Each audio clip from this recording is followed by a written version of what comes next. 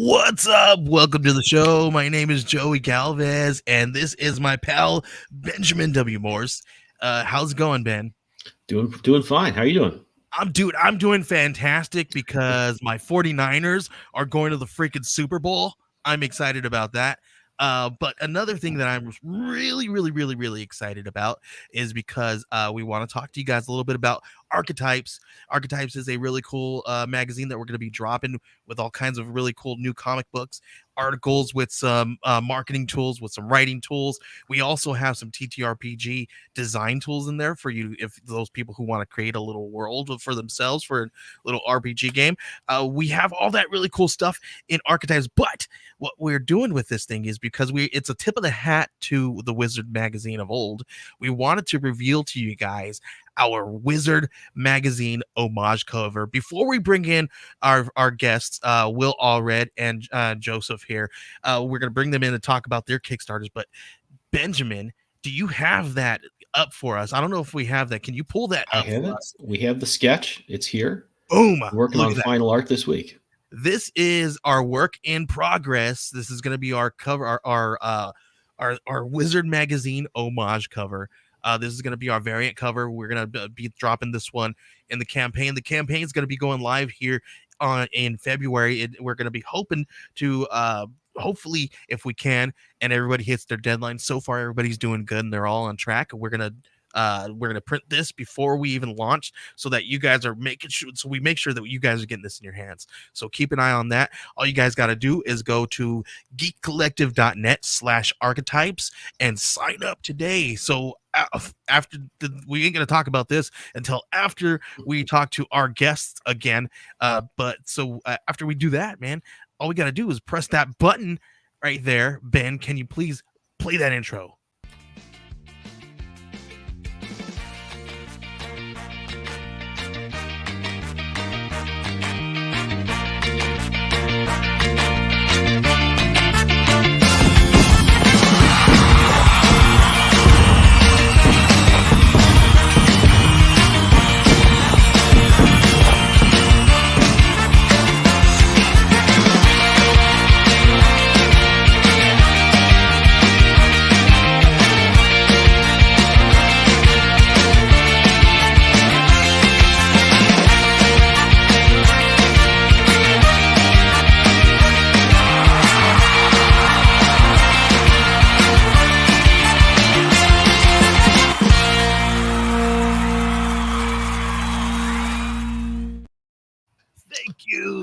That's been awesome. Appreciate that, Ben. That's amazing. You do that every time for us. I appreciate you doing that. Welcome, Will Allred, and welcome, Joseph, to the show. We're here to talk to you guys about your campaigns. Will, since you were here a little bit late, I'm gonna call on you, and I want you to give us your quick 30-second pitch, as if I was walking down the artist alley. How would you get me to buy your book? Stories are invading reality and threaten to fracture it beyond repair, and only an English professor and a research librarian have the smarts and knowledge to save us all from an unhappy ending. Sold. Here, take my money. Joseph, if we were walking down Artist Alley, how would you sell me your book? The Order of Dracula is a story of if Dracula never stopped getting over the things that he was upset about in life, and he spent his entire centuries-long existence trying to collapse the Ottoman Empire, and had to make an entire network of people in order to accomplish that. Done. I love it. That's pretty freaking fantastic. Joseph, we've had you on the show a couple of times, or one time before this. We want to talk to you a little bit about your book here and kind of go through that. Well, we're going to come to you here in a second, because you know how this thing goes. You used to host the show. This is your show, man. We're going to talk to you a little bit later. We're going to hassle you a little bit after this. But Joseph, can you please walk us through your campaign? Okay, sure. Yeah, so it's our first trade paperback. It's 164 pages. It collects 4 oversized black and white issues, and it's an 8.5-inch square. Kind of looks like a 1910s comic. You can kind of see like the format we're going for here. It's a square format. So what it is? Yeah. So, and then we added a new story in there too, showing how Dracula met Jack the Ripper, and so we have the order. It collects the Order of Dracula, which is our original comic showing how Dracula met the Irish separatist James Fitzharris, and then the other story is how he puts James to work during the Middle Eastern theater, World War One, to go undercover in Arabia as a British soldier to try to determine the weaknesses of a mysterious supernatural being that's preventing Dracula from assassinating the Sultan. And then there's a parallel story to that where Dracula has a plan B. He goes and finds Scheherazade, who was the narrator for the Arabian Nights, and tries to get information from her about the same thing. But she's like this unique undead being, so she has to collect stories in order to survive. So she forces him to tell the story of his life and why he hates the Ottomans so much. Very cool. So I love this time period, especially that theater of World War One. I'm a huge Young Indiana Jones fan. And it's one of the only stories I remember that really kind of spends a lot of time there. So I'm a big fan of that setting. I have a few questions about that, but I wanted to get into what we were talking about a little bit before we started. I love this cover. You kind of said that you and your artist developed kind of a plan to how you wanted to approach this cover. So can you kind of go through that with us and bring us through like the idea stage here, and then how your artist went about pulling it off? Yeah, the artist is Brian LeBlanc. He's a really great traditional painter. He's done a lot of comic and RPG covers, like a lot of fantasy stuff. And so I wanted the cover to look sort of like it was like a 1970s black and white horror magazine. One of the things that really jumps out at you on this is we have Dracula, but he's also like in armor and he's got a sword. And he's got his green cape on. The real Dracula, when he went campaigning, he would switch out his black cape with a green one. And he's got all traditional armor on. At this point, he's undead and stuff, so it doesn't matter really where his armor, but he's sort of like sentimentally attached to that. And his sword, he got his sword we show how he got his sword from his father. His father was a founding member of the Order of the Dragon, which was a chivalric order whose goal was to collapse the Ottoman Empire. So when he creates his network after death, he bases that on the order. He still calls it the Order of the Dragon. And one thing you notice about this is that the sun is up, so it's not really a traditional view of vampires only being able to go out at night. And there's like this desert setting. But Dracula has kind of a different power and weakness set than traditionally in our comics. He's both more powerful and less powerful in different ways, but he also sort of wants to keep it hidden as to what his true capabilities and weaknesses are. So he's very secretive about that. And actually, within the continuity of our book, we mentioned that he actually got Bram Stoker to write the book about him and full of disinformation, so people wouldn't know what his true capabilities are. But yeah, so we see him in there fighting these Ottoman soldiers who are wearing World War I era uniforms, and he's alongside Ian, who's a vampire from the first story that he converts against her will. And so we're just showing that kind of a Dracula in kind of a non-traditional setting for Dracula, and that I think kind of encapsulates the whole theme of it. Yeah, I don't know if I'm surprised I don't get asked about this more, because I've gotten asked a lot of other questions about Scarlet Twilight, but Captain Lancet is Dracula. I even call him Vlad Tepes in the story, and not a lot of people actually caught it. So when you're running through all that research, I mean, that's stuff I was looking into as well.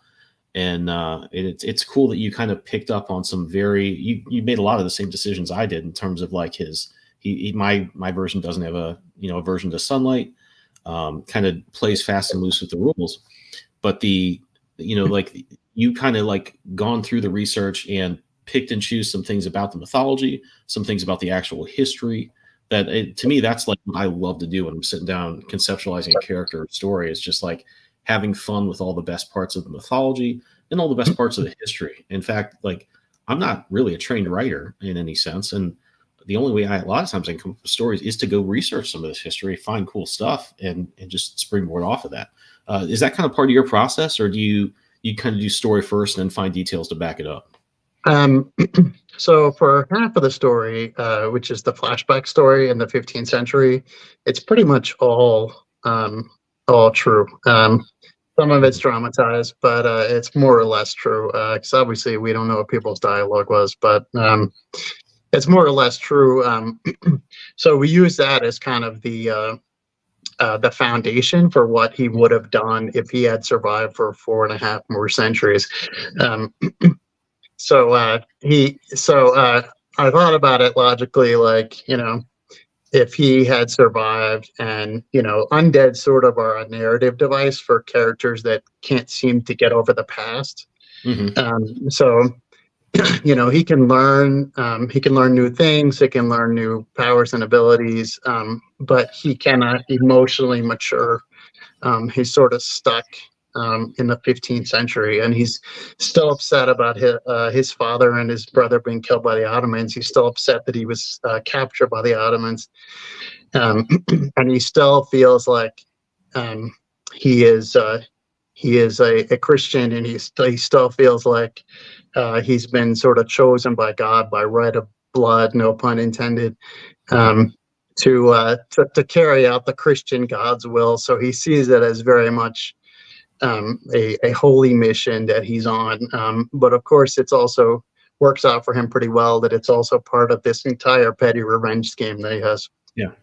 He's kind of clinging to his excuse. He really just wants to keep going and fighting the Turks. Yeah. Yeah. Go ahead. Ben, it's really interesting that you guys kind of glommed onto the same, vampires are interesting to me. I mean, I did a book with a vampire, and I played fast and loose with some of the rules as well, but vampires are interesting because there are so many rules, right? So, there are ways that, we as writers can, well, okay, that's made up, but I love the idea of him having Bram Stoker write the book.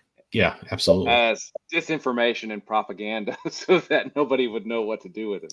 That's awesome. I wish I thought of that, actually. When you said it, I was like, damn. Yeah, since he was a politician in life, like, and he could not have accomplished anything without his loyal men. I have him sort of take a same approach. So he spends a lot of his time recruiting new allies, and they have to go back and forth and do one favor for one, do one favor for the other. And one of our main characters is James Fitzharris, who really wants freedom for Ireland from British rule, and so he's kind of in an agreement with Dracula where they're going to help each other out. And then we have a few other characters who come in there too. Scheherazade, like I said, she has an agreement with him, and then James Fitzharris brings in his son, who was a Royal Army sapper that he's kind of estranged from now, and then there's a turncoat Ottoman spy who they have also recruited, but they're not totally sure whether she's on their side or whether she still works for the Ottomans. So, but these 5 characters, they'll kind of have their own agendas. It's kind of a fantasy story in the sense that they have to go from one place to the other to accomplish something, but it's also a war story. And it's also kind of a crime fiction story because everybody is kind of double crossing each other through the whole thing. And, even though Dracula is kind of a literal monster, we kind of see it. The rest of the characters are not great either. Very cool. Yeah. I think you're taking so many cool parts of history. And I think that also, like I said earlier, like that World War I in general, and especially that theater of the war, were like so interesting and so underused in pop culture. As far as there's just so much, I'd say, fruitful territory to explore. So, and then there are like so many sort of spy stories that work really well there. And it's just a great environment. So taking that and then adding all this Dracula stuff in, that's really compelling, is great. And I love the Scheherazade version. Is she wearing like one of those sort of golden masks?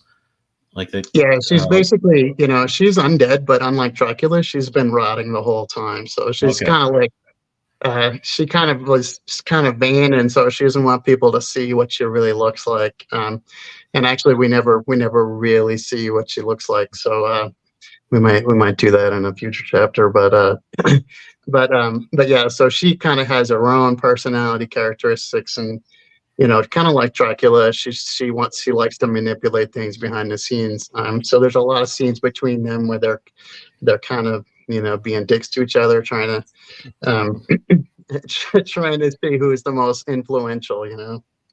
Yeah. Well, I found in life that people that are kind of doing the same thing and very similar to one another just do not get along, especially if they're both kind of conflicted about what they've done. And it sounds like there's an element from what you've described of her, needing all these stories to survive, that there's something vampiric about that as well. So I think that's a really good, I don't know if she's an antagonist exactly, but a very good counterpoint to the way you're approaching a character. We have a few more questions about this, but I want to jump over to Will's book and kind of just do a quick breakdown on that in the same way. So, Will, I'm going to jump over to this page. Tell us about Crossover Division Hide and Seek. Well, this is issue 5 of the series, of a 20-issue series. Somebody slapped me. Why did I choose 20 issues? I don't know. I'm not very smart, apparently. But what we're trying to do this year is we're going to try to get this arc, 5 through 8, we're going to try to get them done this year. So it's going to hopefully be a big year for Crossover Division. But with number 5, we encounter Mr. Hyde in a transformed London. And I don't know if you've read the book, but Mr. Hyde is not a nice guy at all. He is, the growing evil from Dr. Jekyll, right? As Jekyll shrinks, Hyde gets larger, and he's brutal and evil. And Hank and Hector go up against him to try to end the crossover, and it's a chance for us as a team to kind of play with some of those themes that are in the original, Dr. Jekyll and Mr. Hyde, and kind of pull some of those out. I was thinking about this, and probably one of the things that has been the most influential on me is the way that Warren Ellis approached Planetary, right? He approached each of these things, like, oh, hey, here's the Justice League, or hey, here's Tarzan, or here's all of these various things that and he would try to scrape away the accreted stuff, because the story of Dr. Jekyll and Mr. Hyde, everybody knows it, but most people haven't actually read it, right? They kind of know it, just kind of like the Frankenstein story. They kind of know the Frankenstein story, but they don't necessarily know, because they probably haven't read it. So part of it is me getting to look at, hey, this is cool, and I'm trying to show you why it's cool, but then also kind of play around with some of the themes and, see how they play out a little bit today. So it's a heck of a lot of fun. Speaking of Dracula, we did Dracula, and I kind of focused more on the Brides of Dracula in Crossover Division number 2. Upcoming after number 5 here is we've got Island of Dr. Moreau. Okay. We've got Call of Cthulhu in issue 7. And then we have A Scandal in Bohemia for issue number 8, which is a Sherlock Holmes story. So it's, for me, Crossover Division is just a chance for me to get to play in all of this great, literature that is our cultural and, pop culture heritage, kind of, right? And it's a blast, and I've got a great team. My artists, we're going to try to start alternating artists. Pablo Martinena is the artist for 5 and 7 for this arc, and then Alice Leclerc is the artist for issues 6 and 8. So then we've got Ryan Kroboth, who is an amazing colorist. He also did a cover for this issue. Pablo, you've shown the cover there. Pablo does the main cover. Alice does the first variant. Then Ryan does a yeah. Oh well, no, that's just the the project image. Yeah. Okay. There's the cover. So that's Pablo. Alice, her cover's not quite finished. We've got a color mock-up of it out there for right now. Ryan's cover, he's the colorist, but he also draws as well. He's actually got a new book coming out with John Eddingfield called Worse Than Mayhem. I think it debuts at the end of February, so definitely check that out. And then we've got an awesome letterer with Brant Fowler of Last Ember Press, and James Powell is our editor. So the team is just great to work with. And this story was, we went a little bit more brutal just because, previously we've kept it a little bit lighter. This one gets a little bit more brutal just because Hyde is more brutal. I mean, he is, the evil dark side of, Dr. Jekyll. We're also introduced to a little bit of backstory here. This is the people that control Crossover Division. This is one of their agents, and we find out that things maybe aren't as happy and wonderful as. And yes, that first panel there is meant to look like he's doing something to that agent. So, as usual, Hank misses the point because he misses the point a lot. But this has been a really good book, and it's great to work with such a wonderful team. So for people who aren't familiar with the series, can you kind of take us through just the premise of Crossover Division and our two main characters there? Sure. So what happens is people, when they're so interested, they think about something some piece of fiction so much, they can actually kind of bring that fiction into reality, and in causing a crossover, right? So this is where Crossover Division comes in. They send out agents. One of them is typically a professor of English because they have the knowledge of a lot of pop culture and works of art. And generally the crossovers that we have end about the time copyright kicks in. So I wonder why that is, right? So Hank knows a lot of about the works of art that we're crossing over with, and then he has a research librarian to help him kind of figure out hey, they come in, reality's nuts, we got to figure out hey, what work is being crossed over, then we got to make our way to what we call the dreamer and read the last line of the book to the dreamer to wake them up and remind them that it is just a story, right? And that's what Crossover Division does. There's an overarching arc to it that I hope people will be really interested in as we go forward. We touch on that a little bit at the end of this issue, and we really start building up, as we go. Like I said, it's a 20 issues. What was I thinking? 20 issue story that will be done with issue number 20. Cool. Yeah, that's a great premise. It reminds me a lot of not in its like what happens, but in kind of something that would work really well on a serialized TV show. It reminds me a lot of Warehouse 13, and that you kind of have steps when they're on a mission that they kind of need to go through. They need to figure out what's causing it, where it is, who's doing it, all that stuff.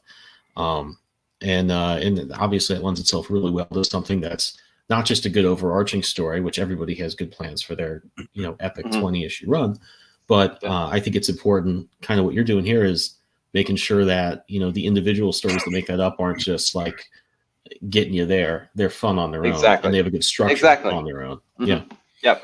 And that's something that's I know there's there's always a Twitter debate on something with writers, but you guys have too much time on your hands. If you drew stuff, you wouldn't have time to do this. We wouldn't have time. It'd be a real column out there. I think structure is extraordinarily important from a storytelling standpoint. I mean, I know a lot of people can just sit down and go, hey, I'm going to type out, The Stand, or something like that, and just do it. But for me, I really have to have that structure because that's what we hang everything on. If you don't have that underlying structure, then I need it, because otherwise I may fall flat on my face somewhere if I don't have it. Right. Yeah. Yeah, I'm really impressed that you're doing 20 issues now. So first, the Order of Dracula was something I did. I was like, it's one shot, it's done. And I was like, oh wait, no, I can't do this. These characters are not where they need to be. So then I did a 3-issue miniseries, and then I was like, oh wait, their story's still not over. So then this fall we're going to be doing 2 Tales of Dracula. We have 2 more of these, and after that, but I'm doing them more like miniseries because it's easier for me to write shorter things, because the structure for Crusader Dracula with 5 different characters and 3 different timelines, it was like really, really difficult, and it was only 3 issues. And for people that are doing like 20 issues, like I have a lot of respect for that. I can't think that far ahead. I think, It's I think it's because I'm too dumb to know that I probably shouldn't do it. Is really the the thing there. Um, I really kind of wanted to. So Hank is the kind of the main character, and I wanted to take him on this kind of journey to kind of. I don't want to give too much away. I want to take him on a journey that's going to be hopefully a little bit surprising.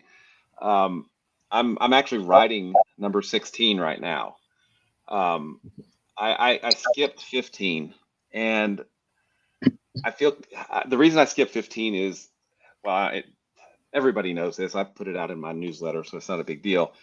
Number 15 is going to be a crossover with The Time Machine by H.G. Wells. Okay. And from a comic standpoint, time is space on the page, right? And I really want to try to do something utilizing time travel and the way I'm stuck. I'm stuck on. You guys have read Promethea by Alan Moore, right? I have not. I've looked through a few of the art pages, but I have not sat down and read that one.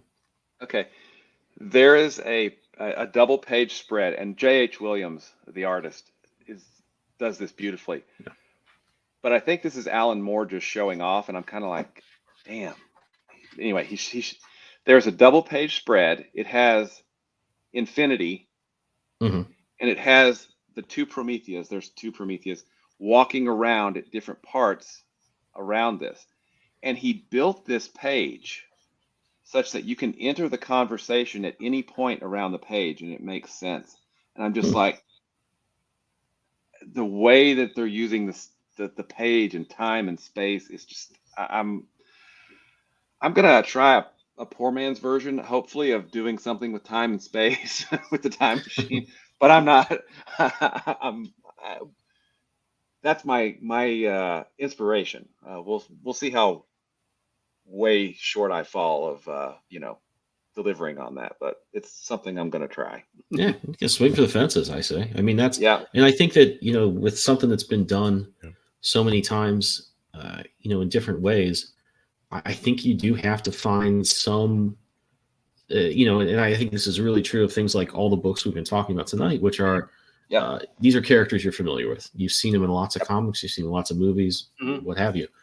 I think you do need to do some things different stylistically in terms of your structure, all that stuff, and take interesting takes on the characters themselves, or it's a little bit old hat, unless you're just. Yeah. I mean, if you're going to redo Dracula and it's just by Kelly Jones and Matt Wagner, like that's okay. You don't need to do anything. That's Kelly Jones. That's Kelly Jones and Matt Wagner. Yeah, exactly. Yeah. Even if there's nothing interesting there, and there may I haven't read it, but it may be the most unique thing in the world. But even if it wasn't, that would be enough. That's cool.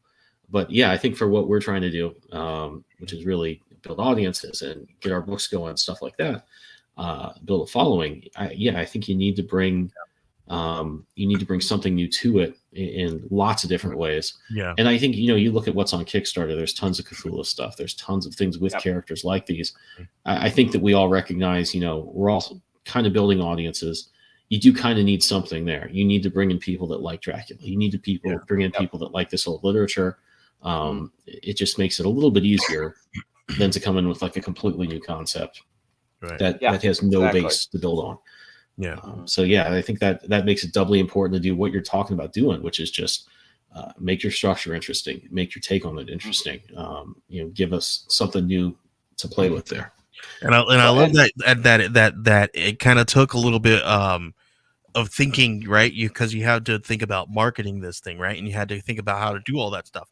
So I want to take a quick little break right here before we go any further, because it feels like we're going to start talking about business now, start talking about marketing.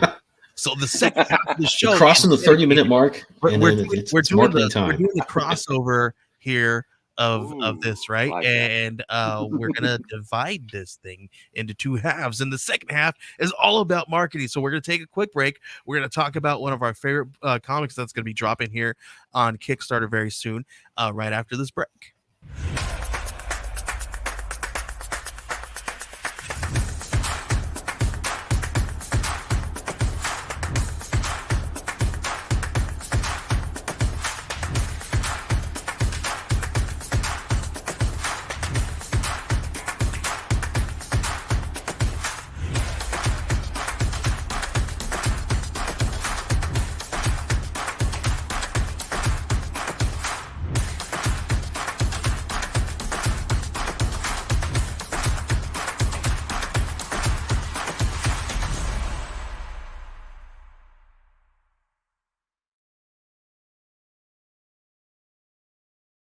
All right, thank you guys for coming back with us here after that break. I want to tell you guys a little bit about this really cool comic book that's going to be dropping here in February. I think it's going to be we got it in the first week or so. It's called it's from our friends over at Addictor Media, and it's called Incident Report Number 3. And this one follows Anne, who walked away from a dangerous life in the ICA, which is also known as the I can't even read it here, but I got it anyway. My notes say that it's going to pick up the issues from issue set 2 for to issue 3 here. You can grab all issues. This one follows Vlad and Anne as they rush to ensure their family is safe from trouble, which from all the craziness that's happened in issue 1 and 2. So what this world is super powered people, right? But they have mundane lives, and it's crazy. But there's also this this ICA who kind of takes make sure that everybody's all in order. I mean, everybody got powers. You got to figure out how to handle that, right? So this kind of follows that stuff.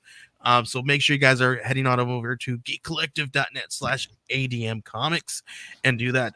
Follow that campaign. It goes live here within the next week or two. So make sure you guys are doing that.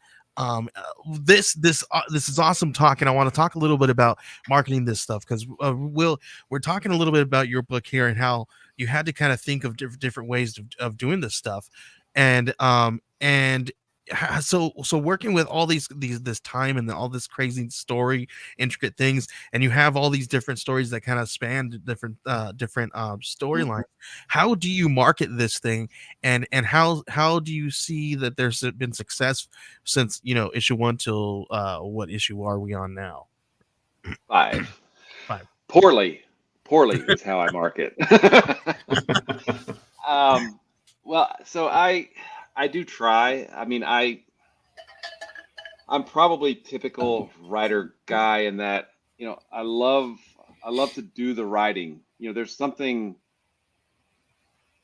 really gratifying about, breaking a story and getting it down and getting it done, right? Fixing it, in its final form there.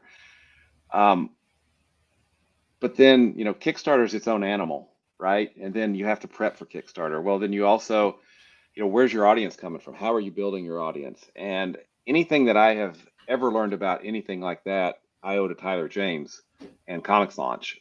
So I do have a weekly newsletter. It's called the Midnight Hour because I hate mornings and I'm a night owl. So that's why I call it the Midnight Hour. And I found that growing that audience really it's kind of this weird backwards. As the more success I have on Kickstarter, I'm able to grow that audience more, which helps me then grow my audience on Kickstarter. So it's this really great feedback loop. Honestly, and I can't remember where I saw this, but one of the best things I think we can do as creators is deliver our books. When we deliver our books, keep our promise, to our backers, I think that goes a long, long way you know, for our reputation and for them to come back and maybe bring other people. You know, I really think that that's super important. I love that. Let's touch on that a little bit. So how do you guys do that? What are the steps that we should take? If I was a brand new person coming to Kickstarter, what are some of these steps that I need to take to ensure that I do fulfill this thing? Oh wow! Don't make your posters larger than a comic because shipping is a bear. Really, I've had such, I've worked with some great print. I've worked with a great printer, and they've,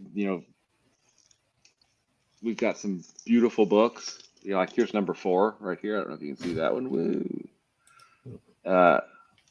That's so, getting them printed. As far as fulfillment goes, I have a huge staff. This is my staff. I say hi to the staff of fulfillment. So it's just, following the next step. Although I do, and I'd be interesting to hear, Ben, your thoughts, and Joseph, yours.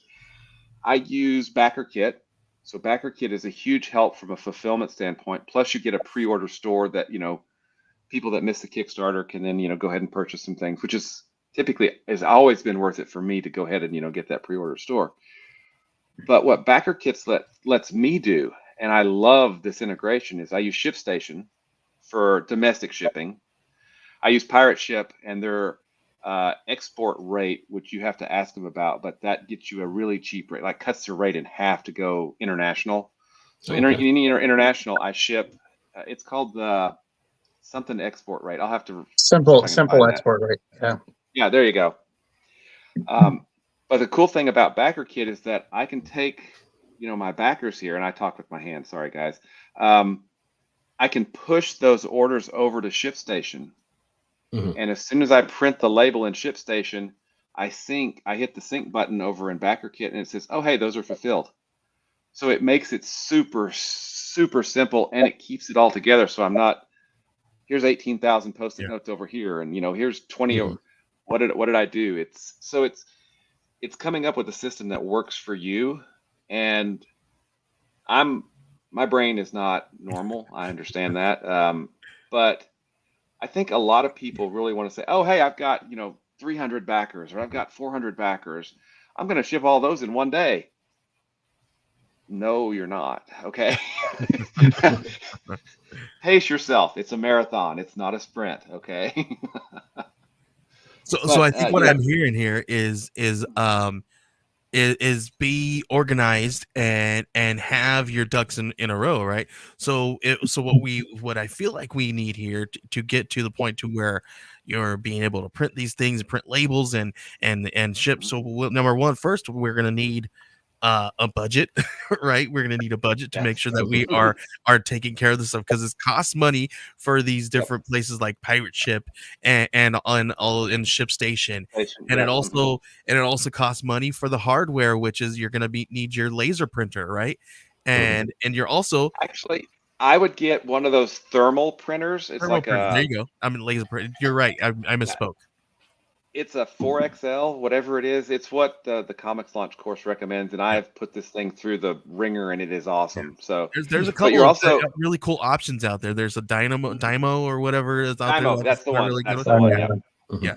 So there's some really good ones out there, and fairly inexpensive. You can probably get anywhere from like I'm gonna say $50 to like on up. I'll be like to the lower ones. There's some really a little bit more inexpensive ones and stuff, but you can do your research and stuff. But so you're gonna need that stuff. You're also gonna need how we're gonna ship these things. You're gonna need some boxes. You're gonna need some all these different things. What kind of boxes do we need? What so Gemini mailers. There's a reason why I'm going with this. We are actually a partner with Gemini Mailer, and if you guys head on over to GeminiComicsSupply.com, you guys can get a 10% off at checkout, and that'll save you guys some money. I swear to you guys, I had a couple of creators say, "Do I use this every time?" And every time that I ship, it saves me like $200. So make sure you guys are going to do that. Geek Collective 10 at checkout and save you guys some money. and gets you guys some Gemini mailers, and that's across the board. You can use that on any kind of shipping supply that you can use in that and get yourself some 10% off there. But yes, we love Gemini here. But we also love, you have to use that. You have to also make sure that you're packing. You got packing tape and all this Materials, craziness. So Mhm. it's all costs money. So you have to have a budget. So if you don't, this is not for the weary of heart, right? So you have to make No. sure that you're gonna be in this for the long haul. It's not just paying for the artwork. You have to deal with the business side of it and marketing the thing, and then you also now have to work with distribution and all this kind of stuff, and that's a whole other kind of crazy headache. Yep, uh, absolutely. so Joseph, how do you handle that? Oh, go ahead. If I could say one thing, Sure. if you have spent literally months working on your comic with an artist, with multiple artists and letterers and colorists, and you've had it go to a printer, please, for the love of Cthulhu, whatever god you choose, bag and board it, Yeah. please, and protect it. Don't just throw it in an envelope and send it out. Bag, board it, put it in a Gemini mailer, because it is your precious. All right, it is your precious. That's what I usually say every week. So you've saved me some time here. I can put my feet up and relax. Bags and boards. Listen, I have a really cool printer who's actually really cool about, like, they give me free bags and boards, and they bag and board them for me, and they put them in a box, like in a really cool box, and so they're already in a nice box for me, and I can even probably use that box to like ship other things I like if I have bigger things. But so there's, get you guys partnerships with, look out there, talk to people, find the people who've done this before, and pick their brains, right? This is why we're going to be talking a little bit about Archetypes, because Archetypes magazine, we're going to be dropping that in February, and what it is what the reason why I did it is because I we here at Geek Collective, we talk about advertising, we talk about marketing, we also run some of those services and stuff for you guys, right? We're a full service comic book creative solutions studio. So whatever you guys need from concept to shelf, we can help you guys with. And Benjamin is on board with me there. He's one half of Geek Collective, and he does the cartoonist stuff. He does video engineering. I'm an audio engineer. It's a new word I'm making up too. I bless that word. Sorry. And listen, that's creative. That's writer's creativity, right? We get to make up words. So, but the fun stuff that we do is we do all this stuff, right? And it's difficult to do this, but looking and having people out there that can give you kind of some insights, people who've done this before, who have had success, right? Which is what we've done with Archetypes, is we talked to a bunch of people who had the success in Kickstarter and campaign and all these different things that they've done.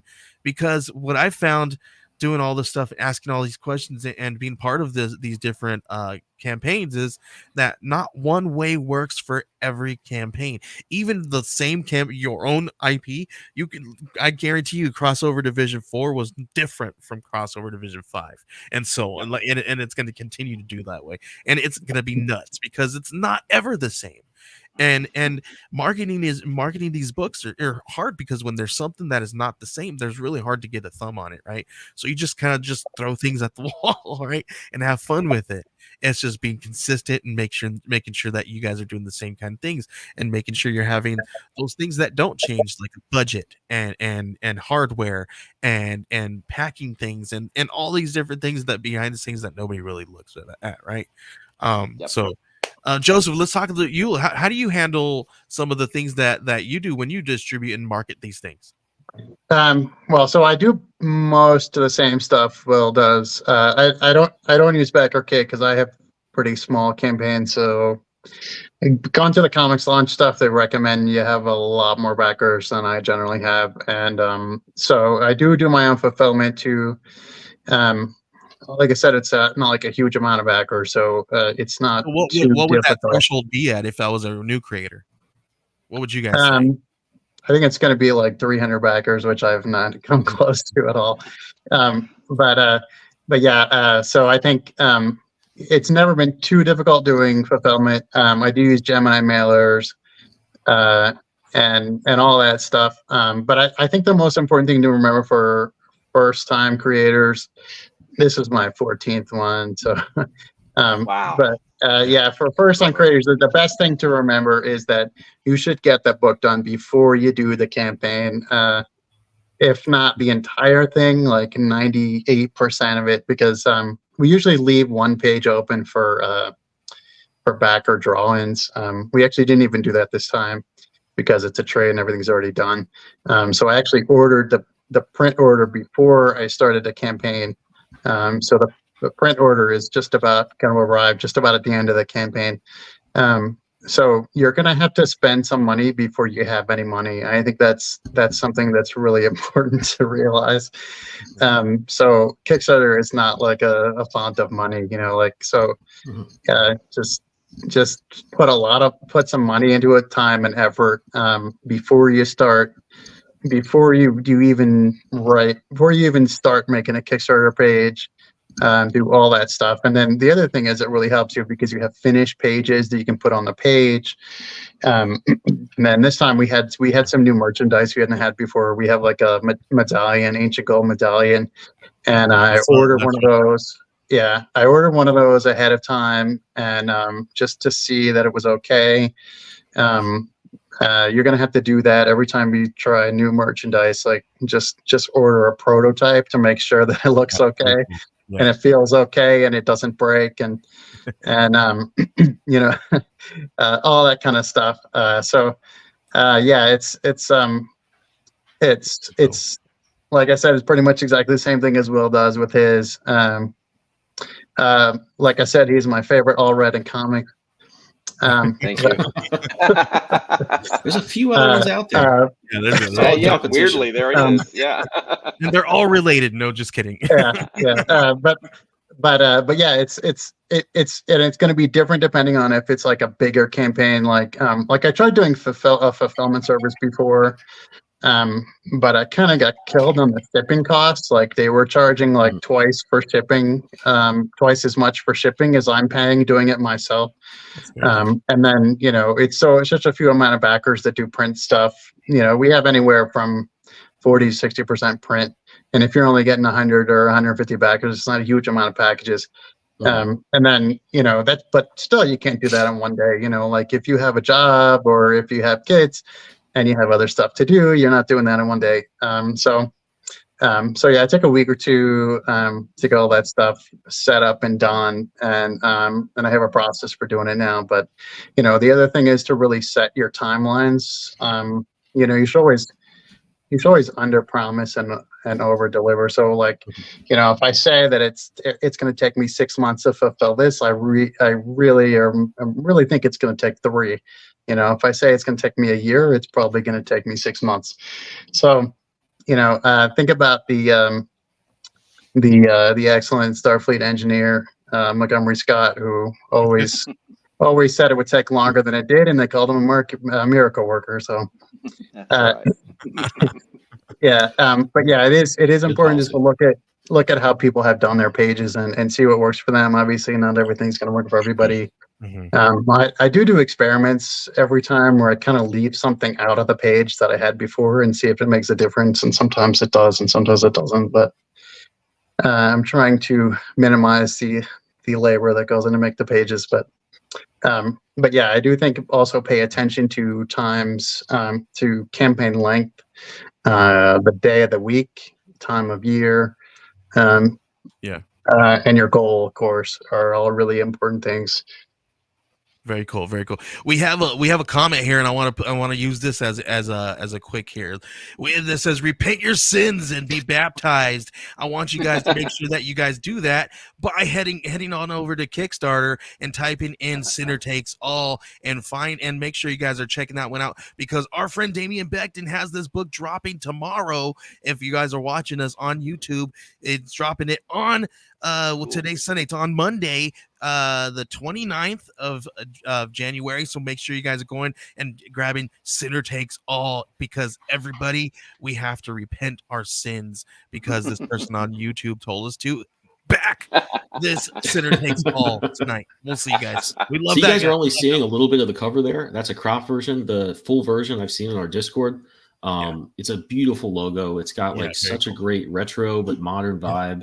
In addition to the beautiful illustration that you're seeing right there, which like just goes back to so many great illustrator, great line work styles. That one blew me away. And I'm Which one here? excited to The Center Takes All. I'm sorry. What was that? Oh, did I kind of go out? No, that was me. That was me. Oh, okay. Yeah, I thought my mind. But yeah, great cover. So super excited for that one. And what's cool about it is somebody here may possibly be part of the team. Who know? We may or may not know who that might be. But we'll see. No, Dave. So I've done some work for Damian Beckton before. Actually, if you guys are watching, I did this one for him. I actually did the layout and the design for him, and he hit me up the other day and said that he wants me to help him out with this one. We have not signed contracts yet, but I'm letting you guys know that I want you guys to go grab Center Takes All. Do that tomorrow. It's gonna be freaking awesome. I love that book, and freaking Damian Beckton is like one of my favorite writers out there right now, except for all these guys right here. First, I mean, Damian's not here, so I can tell you guys. Cool. Ben, we got a couple of things that are dropping here. Tell us a little bit about what you've got. Am I muted? I can't hear. Can you hear me? Did I freeze? Yeah. Okay, cool. I heard somebody said muted. But can you please tell us a little bit about what you got coming up? You got a campaign that's coming up very soon, don't you? I've got a couple surprises. In addition to Archetypes, we're launching with Geek Collective next month. We're going to I'm gonna have another announcement pretty soon about a lead into Scarlet Twilight. But the main campaign you can follow over at zoop.gg. And if you're watching this on YouTube, the link is down in the description there, where you can also find links to Archetypes and Joseph's product, and then Will's product, of course, you can see in some of the comments here. But Cobalt Crisis is a sequel to We Are Scarlet Twilight. Best way I can describe it is if you are a fan of Crisis on Infinite Earths or Secret Wars, all those big epic crossovers, it's going to be like that. Have all the stakes of that, but it's going to be like if it was made in the 1940s and have that Golden Age pulp style to it. So if you're a fan of any of those things, I think you're going to really dig this one. And head over to zoop.gg and get on that pre-launch list. And to go along with that, we're going to have one of those really cool characters show up in our magazine called Archetypes Zine 1. And it's going to be one of his characters that you saw in that picture. If you guys are watching on YouTube, it's Ace Falcon. And we're going to be doing that here. Let me see if do you have those? Oh, here, what do you pull those up here? Here we go. We got Archetypes here. This is our cover. This is our main cover for Archetypes. If you guys head on over to geekcollective.net/archetypes and sign up today, we're going to be dropping that campaign in, I'm going to say, mid-February, and we're going to be hopefully printing that before we go to launch. This is going to be some cool stuff. It's going to have some really cool articles, 3 new comics. They're all brand new comics that nobody's seen before. So you guys are going to be able to read those things. We have some articles from some breakout people. We have a really cool article from Geek AZ. They had an interview with Drew Zucker and David M. Boer about Kanto coming over to Dark Horse. We're going to talk where that's going to be printed in the book. We're talking to some friends over at All Ages of Geek. They tell us a little bit about some really cool character design tools that they've used with some of their stuff. And our friend over at Pesto Comics, Adriano, he's going to tell us a little bit about some writing tools. He does something really cool on on Twitter, where he drops like writing tools, like one every day. And I thought it was so cool that I asked him to do this for us. And so he's going to help us. He wrote a whole article, and it's going to give you guys, and it's giving you a step-by-step guide how to write your first draft of your of your comic book. So you guys are definitely going to want to check this one out. What's cool is I've talked to the creative team, and we're going to offer a really cool deluxe version of this, to a deluxe digital version of this for those people who want to just back digitally.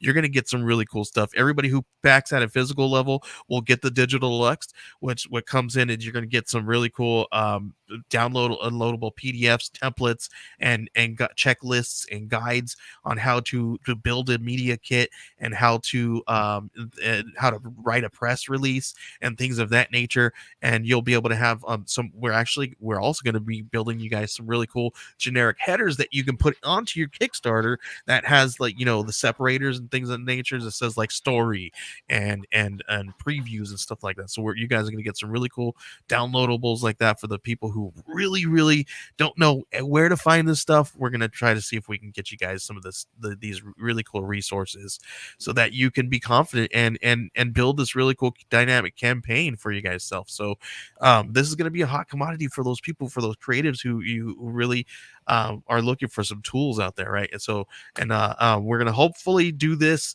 again next year. We're going to drop them one per year in February. We're going to do that because Kickstarter has an open call for zines, and we're going to jump on their zine quest. So we are part of their zine quest, and we're going to be doing this. And if you guys love this, we're going to continue to do it. And if we have a really cool editor-in-chief who is editor-in-chief over at Oneshi Press, Lindsay G. She is going to be editing this thing for us. So you guys are going to get some freaking amazing things because she's worked on some really cool stuff.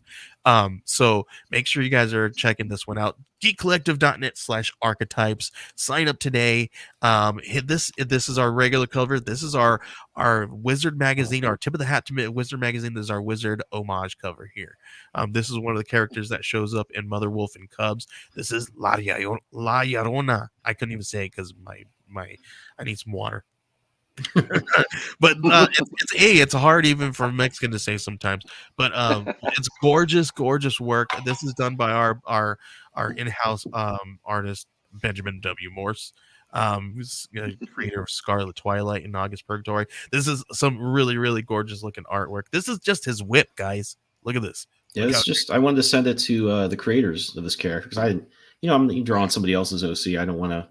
We don't see her that way, or the costume's wrong. So I wanted to do a pretty comprehensive mock-up. And his answer was, cool with him. He's like, beautiful. That was one word, beautiful. So I think Ben like knocked it out of the park. So cool. Yeah, I'm looking forward to.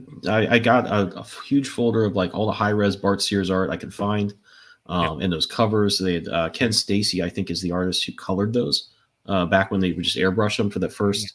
20 issues or so Wizards, and that was a real distinctive style. So always fun to play around with that and hopefully learn something.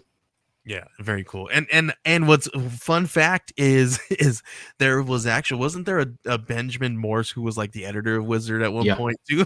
I don't know if he was I know he's an editor at Marvel. No relation, guys. Yeah, no, he's he used to have a blog too, where he'd talk about comics and wrestling. And when my grandma was still with us, I'd Google me every now and then, and he had this blog about wrestling, and I wrestled in high school. Oh my gosh. I'm not like a pro wrestling fan. There's nothing wrong with it, but there was enough for her to be like, oh, it's comics and wrestling. That's got to be my Ben Morse. And she kind of gave me some grief because there was a lot of profanity on the blog, or more than she would have liked to have seen. So kind of a little flack about that. You got to stop cussing, Ben. Well, yeah. Wasn't appreciated at the time. That's fantastic. All right, guys, this is the end of the show. Let's before we head out, Joseph, we went to you second last time. Can you please give us your quick pitch again one more time before we head out? If I was walking down Artist Alley, how would you pitch me? I'd say, hey, you want to see Dracula fighting the Ottoman Empire during World War I? Boom. There you go. That's perfect. Will, what's your pitch?